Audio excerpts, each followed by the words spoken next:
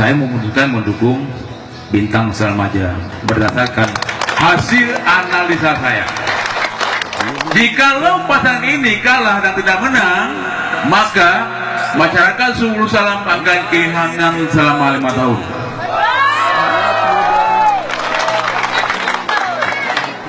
Saya tidak mengatakan pembangunan di Subul Salam akan mangkrak, tapi berdasarkan feeling naluri politik saya, Subul Salam tidak akan bergerak banyak. Kalau bukan ini menang, kalau bukan ini menang, kalau bukan ini menang.